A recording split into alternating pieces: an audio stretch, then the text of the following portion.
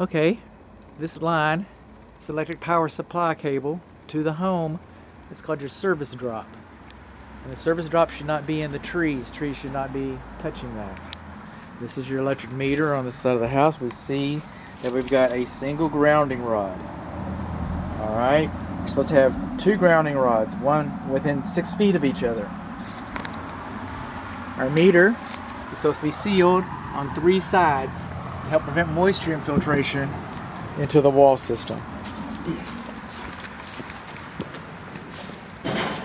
Moving on along and coming in here, this is the east interior wall. The meter's on the west interior wall. We're on the east interior wall. And we've got gaps between the cabinet and the wall. You're not supposed to have more than 1/8 of an inch gap. Probably one of the reasons why we have these gaps is this cabinet's been replaced.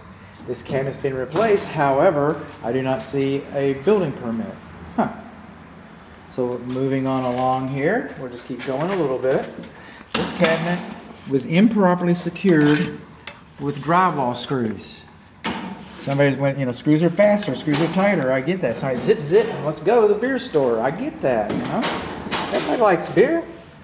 But no, the manufacturer's instructions say that they want nails in there. Nails have much more shear strength. Alright, if this building was to experience a tornado, for example, and your garage got blown away, you've already got a bad day. I get that. You've already got a bad day.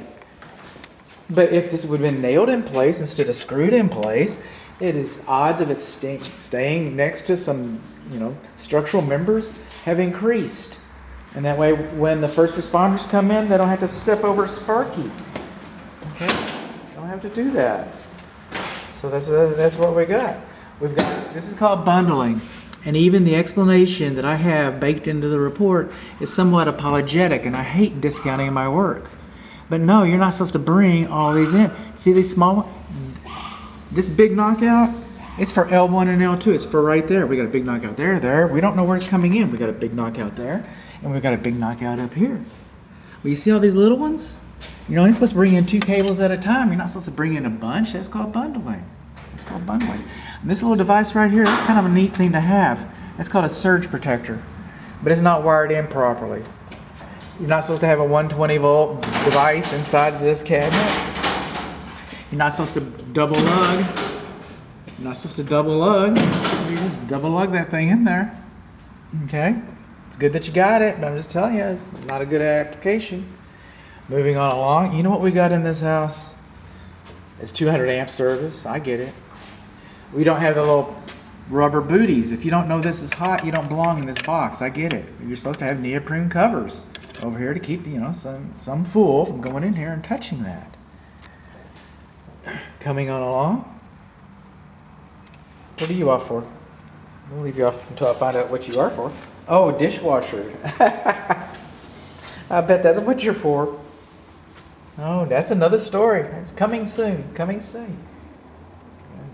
Don't change this channel. So, we got screwed. That's what these are for. Bringing in 2 cables in at a time. 2 cables in at a time. Okay, we've also got aluminum wiring. See that? Aluminum wiring. Anytime you have aluminum wiring sometimes there's some, lively debate or discussion, but when you have aluminum wiring, it should have antioxidant paste on it, as per the Texas Real Estate Commission. Okay, so you should have antioxidant paste over here and antioxidant paste over there. That's what you should have. We are going to learn in a future video that this is the air conditioner breaker and it's oversized. So we're coming over here. Now, we got 1 cable coming in, that's fine.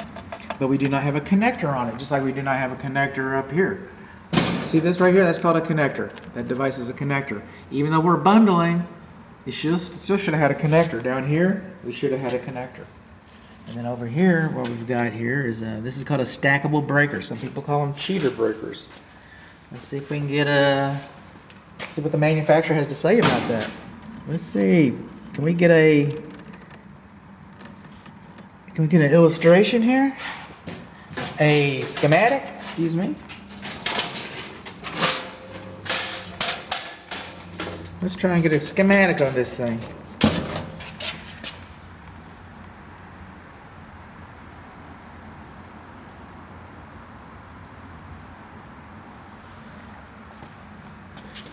Oh man, should have done my homework before I got here, don't you think?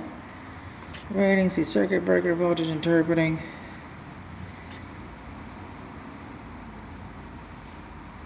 Hands, squirty. I don't have a schematic. I got one over here. Ah, there we go. Okay, so these stackable breakers are allowed. If somebody gets really excited, just said, "Whoa, slow down, boy." Those are allowed. Stackable breakers are allowed. So our bonding location is not labeled in here, and I haven't found. I saw bonding. I don't know where it's going. I'll probably find it later. It didn't go. It doesn't go to the water heater. The bonding location is supposed to be labeled inside of here too. And then we come over here at this panel. Let me look at this here for a moment. It's not thoroughly labeled. We've only got, it says dishwasher, and that's it, you know. We got 3 breakers over here that are labeled. What about the others? And there's 2 breakers in between that one. What does that mean? And it's hand labeled. See where it says Peligro and danger. Okay, see that? See where it says warning and see that? See where it says square D? That's printing. And the manufacturer and the code, but the manufacturer thinks that, and it even came, this box, this cabinet. Okay, your load center, call it what you will, but it came with stickers on it. So, I mean, that you could put on there to satisfy. I didn't wake up one day and just say, you know what, I'm tired of reading. I can't really tell if they're saying dishwasher or not. Okay, how about that one? What's a titer? Okay, no, it's supposed to be labeled. So what did we learn? We learned that our surface drop is in the trees. We learned that our meter is not sealed. We learned that our gap around the cabinet is too large. We learned that it was screwed into place. We learned that we do not have connectors, and we learned that we have bundling. We learned that we have a surge protector improperly bootlegged inside of the cabinet. Okay, we learned that our aluminum wiring does not have antioxidant paste on it, and we've learned for the first time, and we'll learn again, that the condensing unit is overfused. But we can't stop here. Okay, is that paint? You shouldn't have a white wire. Okay, that should be wrapped in black tape or something. That what little paint is on there looks like an accident to me.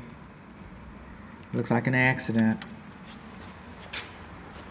And we learned that we have aluminum wiring. We have copper supply, but aluminum wiring. Okay, now aluminum wiring, okay, if it goes to your air conditioning system, for example, your condensing unit, that bolts in. This goes to point A to point B. But these others over here, they're on multiple load systems. Okay? So all of these receptacles and light fixtures, okay, get turned on and off. They get hot and cold at different times.